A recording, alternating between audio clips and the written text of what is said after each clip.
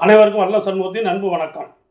தனக்கு ஓமை இல்லாதான் தாள் சேர்ந்தார்க்கு அல்லால் மனக்கவலை மாற்றல் அரிது. மிகவும் அற்புதமான ஒரு திருக்குறள்.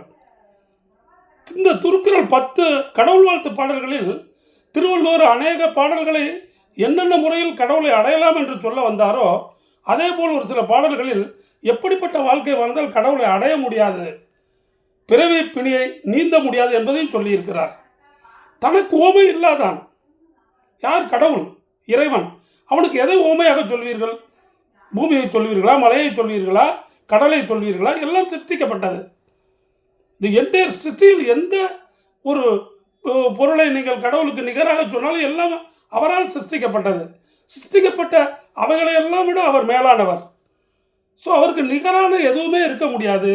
அப்படி ஓமை இல்லாதவன் தாளை சேர்ந்தால்தான் நமக்கு விமோச்சனமே. சேராதவர்களுக்கு, அல்லால் தாளடி சேராதவர்களுக்கு என்னாகும் என்றால் மனக்கவலை மாற்றல் அரிது. அந்த கவலையை மாற்ற முடியாது. மனிதன் இருக்கிறானுங்க, ஃபுல்லாக கவலைங்க. அவன் மனசில் ஃபுல்லாக கவலை தான்.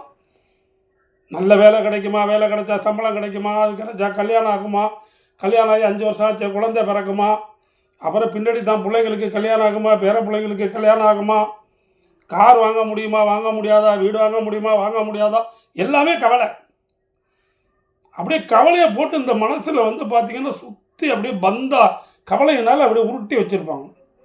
எப்படிங்க மெய் வழியில் மெய்யான அந்த மெய்ப்பொருளை எப்படி உணர முடியும்?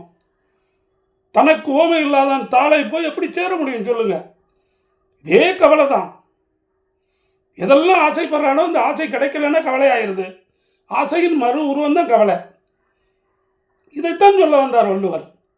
தனக்கு ஓமை இல்லாத தாள் சேர்ந்தாருக்கு அல்லால் சேரவில்லை என்றால் இந்த மனக்கவலையை மாற்ற முடியாது. மனக்கவலையை மாற்ற முடியாது என்றால் என்ன ஆகும் என்று கேட்டால் பிறவி சூழலில் மாட்டிக்கொள்வார்கள். பிறப்பது இறப்பது, பிறப்பது இறப்பது, இப்படியே போய்கொண்டிருக்குமே தவிர அவர்கள் இந்த பிறவி கடலை நீந்தி இறைவனுடைய திருவடியை சேர மாட்டார்கள். இதைத்தான் மிகவும் ஆணித்தரமாக இந்த திருக்குறளில் சொல்லி வைத்திருக்கிறார். தனக்கு ஓமை இல்லாதான் தாள் சேர்ந்தார்க்கு அல்லால் மனக்கவலையை மாற்றல் அரிது. அந்த மனக்கவலையை மாற்ற முடியாது.